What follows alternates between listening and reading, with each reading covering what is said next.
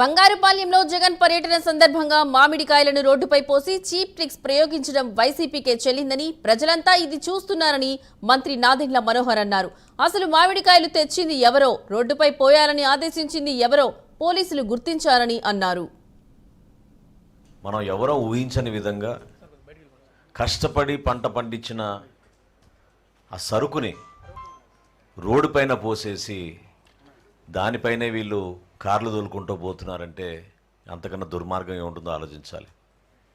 మొన్న ఒక కుటుంబాన్ని పరామర్శించడానికి వెళ్ళినప్పుడు మనుషులను తొక్కేశారు. ఈరోజు రైతులను పరామర్శించడానికి వెళ్ళినప్పుడు కష్టపడి పండించిన ఆ తోటపరి మామిడికాయల్ని కావాలని ఇప్పుడే వచ్చిన సమాచారం ఏంటంటే దేవేంద్ర అనే ఒక అడ్వకేటు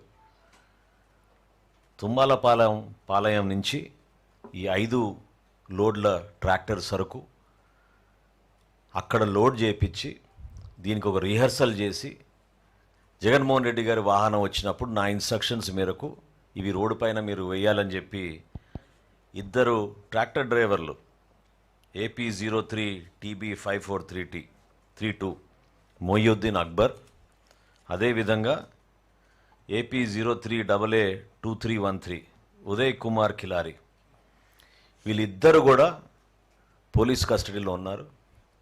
వాళ్ళు ఒప్పుకున్నారు. ఈ విధంగా ట్రయల్ రన్గా ప్రిపేర్ అయ్యి ఈ దేవేంద్ర అనే ఒక అడ్వకేటు వైఎస్ఆర్సీపీ సింపథైజర్ ఇతను ఆ మామిడికాయల్ని ఆ ఊరు కూడా కాదు పొరుగు ఊరు నుంచి తుంబలపాలెం అనే ఊరు నుంచి సేకరించి ఆ సరుకును అక్కడ తీసుకొచ్చి ఆ డ్రోన్ ఫుటేజ్ చూస్తే మీరే ఆశ్చర్యపోతారు.